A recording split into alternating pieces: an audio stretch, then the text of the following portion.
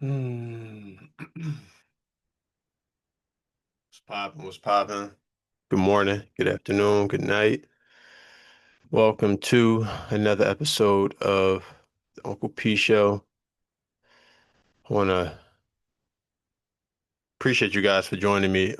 Just going to do a quick little Sunday pod. Uh, I did an AFC preview already on the heels of Shador Sanders and Gunna's album review. Excuse me. So today I just figure. Oh, hold up. Let me fix something. 1 second.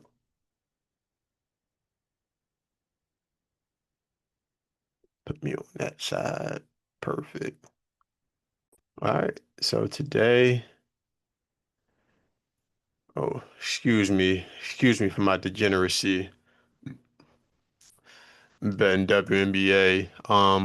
I don't wage that much at all. I might wage anywhere between 250 and $5 on a WNBA game. Actually, let's take a look at some of my WNBA bets.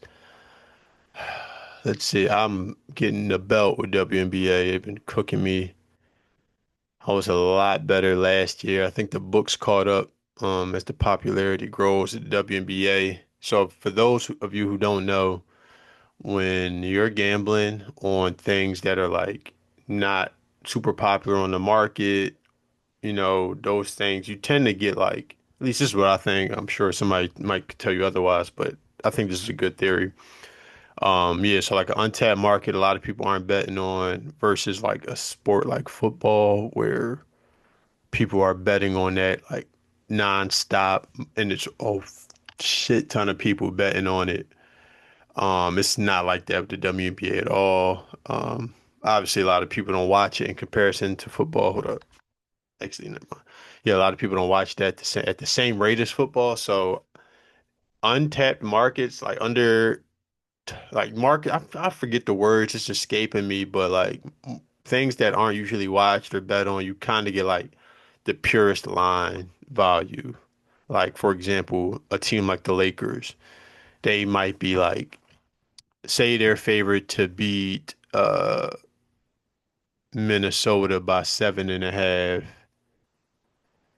At least 2.5 of those points is because the line went up because so many people are betting the Lakers because they're just a popular team and like never underestimate like the casualness of someone doing something. There's so many people out here betting and gambling who don't really follow the sport like that, who will bet on, they just gravitate towards the popular teams. Like when we bet, we all gravitate towards what we know, and everyone knows the Lakers. So as a result of that, you're going to get a lot of people betting on the Lakers. And as a result of that, when people keep placing these bets on these things, the bookie really has no choice but to raise the line because it's like you just have to. Like, I'm not gonna get into why, but so the WNBA is not really a touchstone market. At least it wasn't last year. This year, I'm getting my ass kicked. And see, I got 250 to win 127. I'm just having fun with this shit, man. It's degeneracy. Like, I'm just having fun. But I really pulled up FanDuel because I want to do a little NFC preview, division winners, um, maybe even conference winners make the playoffs, that kind of thing. So let me just pull up these odds just so we can get a better understanding of what's to come this year. All right.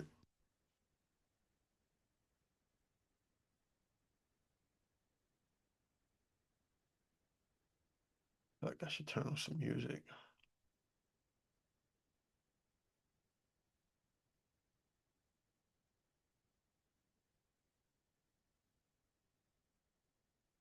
Oh man, hope y'all had a good weekend. Hope y'all had a good weekend, man. Back in the saddle tomorrow. Back to work. Back to work. I don't know what y'all do for a living, but hope it's better than what I'm doing, man. I need this pod to take us out the hood. What I want to turn on. Let me turn on something that I know that's not gonna get fucking hit with a copyright.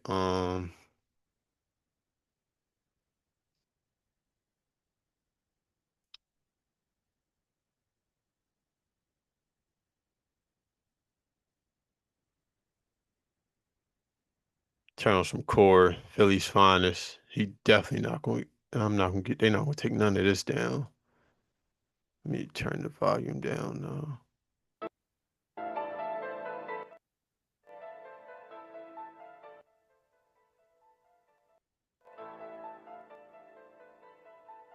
Hopefully it's not too loud.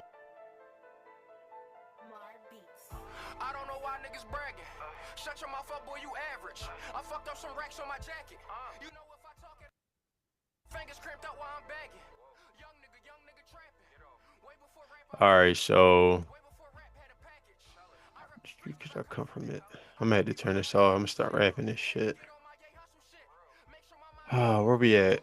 NFC, man. What y'all want me to do first? Let's go to divisions. All right. Yeah, I'm gonna have to turn this down. I can't. I'm a little autistic. I can't even.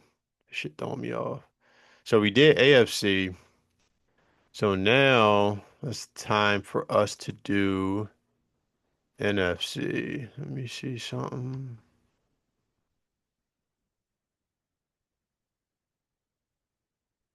I'm trying to see how long on here. How do I get that, John? I guess I can't show it. Oh well. All right. So I minimize this shit. See, that's what I'm talking about. I'm on some stupid shit.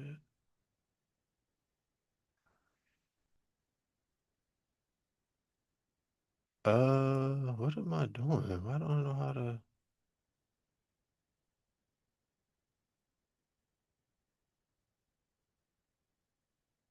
Hmm, hold up.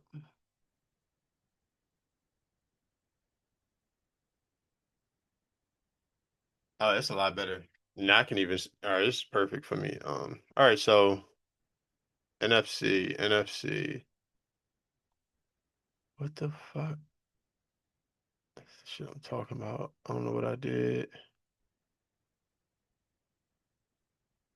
How do I minimize this shit? What the fuck? Perfect. All right. All right, NFC. All right, so Eagles are great value.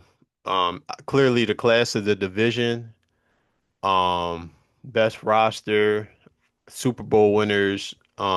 This is like a no-brainer, so I won't spend too much time on this, but the only thing that really gives me pause with this division is not even has nothing to do with the Eagles per se, just precedent in the division. So like I don't think the NFC has had back-to-back or repeated divisional winners in like, I mean, I want to say 30 years. Hold up.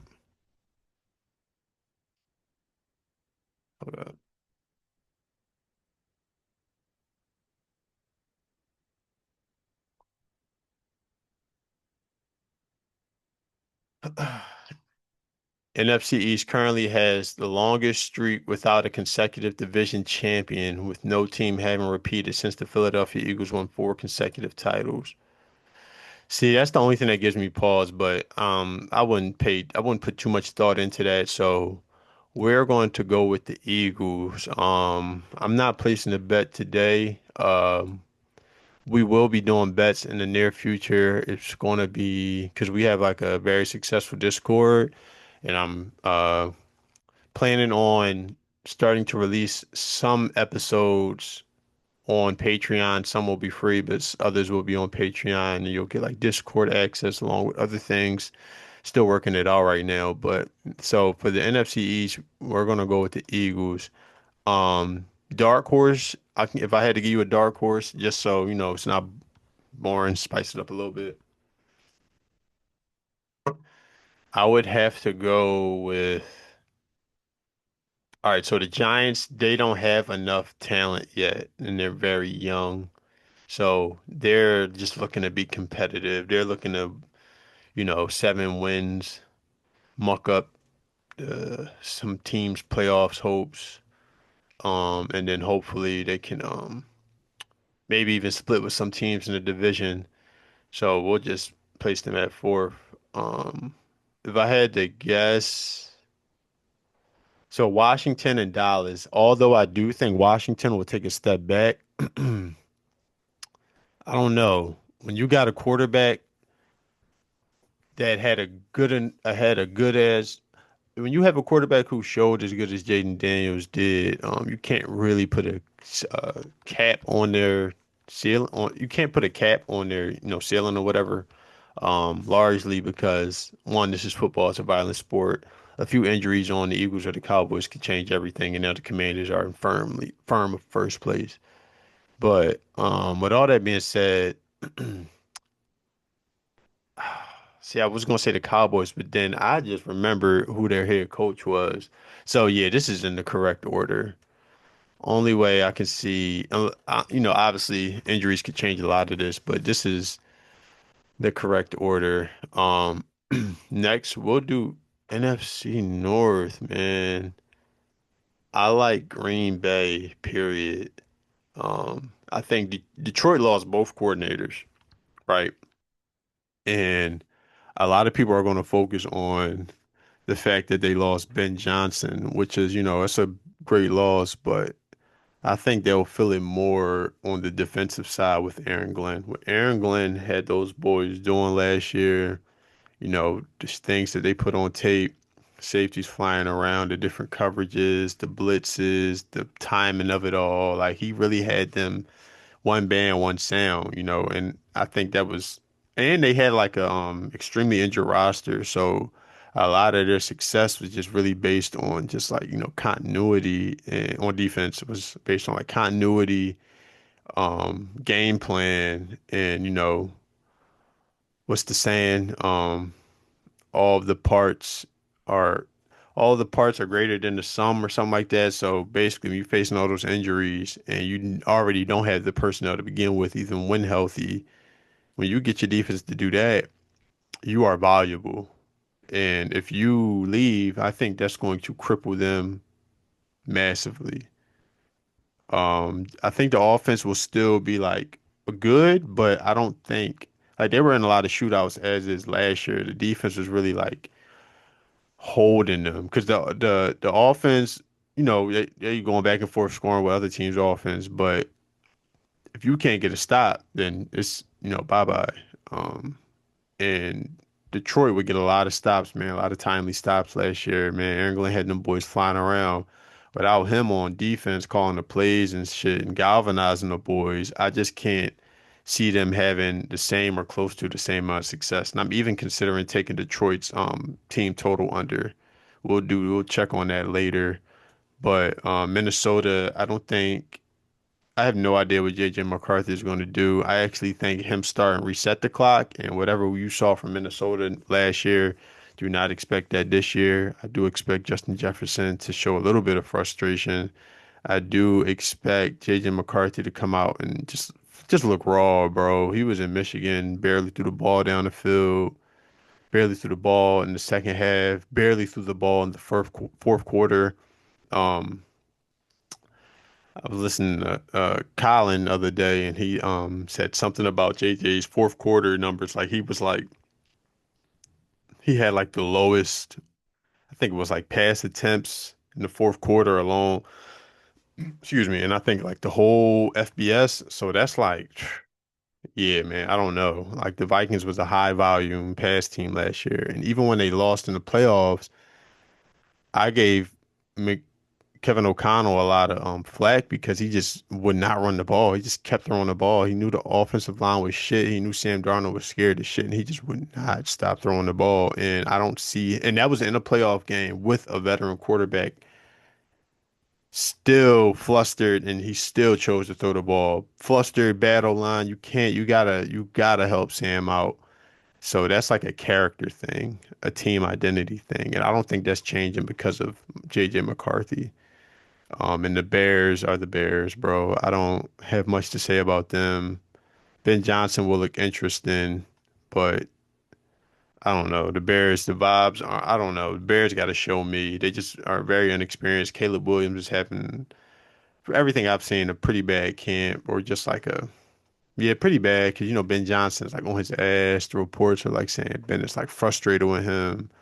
He's making them start practice all over. It's just bad. And I know we all seen a clip of him throwing the football. Just could not get it into the net. He got flustered. So, with all that being said, I am going with the Green Bay Packers to win the division. They have the best quarterback in the division. They have the best head coach in the division. Yeah, I think he's a better coach than Kevin O'Connell. Just because of what I saw last year, bro, and he was absolved of that shit. Everybody was focused on Sam Darnold because he's low-hanging fruit, but it's like if we all know who Sam Darnold is and he's gonna sh he showed us who he was last year. Like he didn't act out of character last year. When things like that happen, I gotta look at someone else. Like Sam Darnold, he is what he is. It's the coach's job to help him out and make it easier. So that shit he put on tape last year is no bueno for me. I'm not fucking with Kevin O'Connell on a coach tip yet. Good play caller, but I don't know. He's the reason why he still hasn't won a playoff game. And he actually lost his first playoff game to the fighting Daniel Joneses. So we're going with the Packers. NFC South. For the NFC South, see the Saints. All right, so the Saints are going to be bad. We don't got to talk about that much. Panthers, I like Bryce. He had a good, strong end of the season last year, but I don't think this the year they put it all together. Um, Relative to who else is in their division. Atlanta has a quarterback now starting. I think I like Atlanta. Actually, no, I think the safe bet is Tampa, but Atlanta, man, good dark horse. Good dark horse. Tampa Bay, they're still dealing with Chris Godwin's injury. Um, man, I'm kind of torn because I want to take Atlanta. Yeah, I think I'm gonna take Atlanta. Football is not linear, man. It'll everything will change overnight. Like it's not like you don't gradually. I told y'all in the last pod, it's not like you win 6 games and you win 9 games and you win 12 games and then you win 13 or 14 games and that's just you stay there. Football's not like that. You go 6 wins to nine, back to six to 10 wins, 13 wins, 4 wins. Like just because of how violent the sport is the massive amount of turnover in the coaching staff or on the roster. And just teams get better, man. Like teams get better. These boys get paid too. Like just because you good, just because a team is good doesn't mean the bad teams stop trying to be good. So with that being said, I think I like the Falcons. They were pretty good last year with geriatric Kirk Cousins. They even started off well until he torpedoed the season because he just would not move or throw the ball. And I think Michael Penix, I think he can. They got a lot of weapons in Atlanta, man. They just need somebody to get them the ball. They have Drake London, Kyle Pitts, Bijan Robinson. Come on, man. Something has to give. I do like Tampa's roster too, but um, you know, if just based off of how I see the world, my belief system, I'm going with the Falcons. Yeah, I like the Falcons a lot. Michael Penix can throw the ball, and they got a lot of weapons on offense. These two are really like evenly matched, so we're in for one. Um, and then lastly, I like the. All right, so we got the NFC West. Now I think the NFC West will be the toughest one.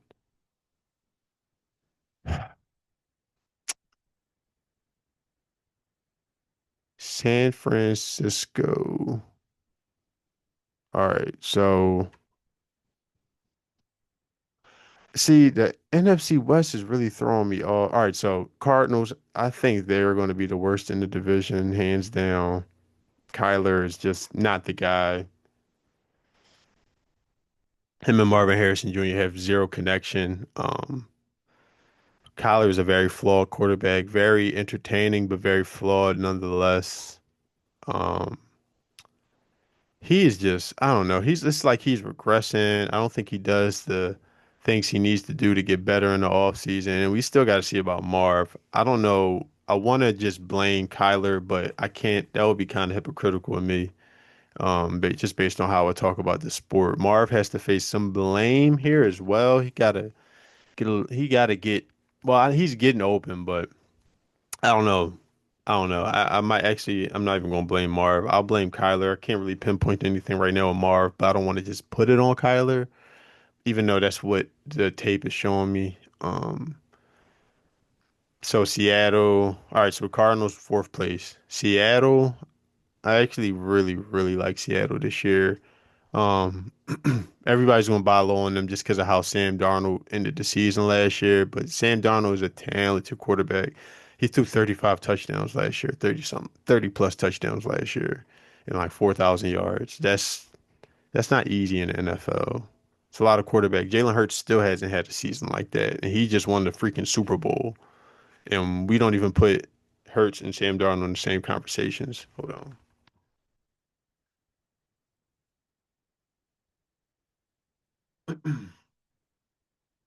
So I think Seattle will be better than a lot of people give them credit for. Now the Rams are tricky because Matthew Stafford is hurt, but I don't know how much of that is just him not wanting to, you know, do training camp. Like he's older, he got a Super Bowl, a lot of injuries already. I don't think he wants to go out there, put pads on in practice. I think he just wants to play the game.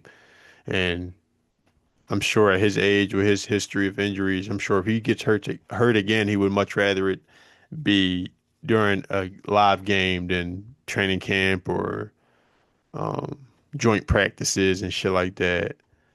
So I got Arizona fourth place, third and second. I'm I'm gonna go with the Rams in third and Seattle in second. I think San Francisco will win the division. Just redemption.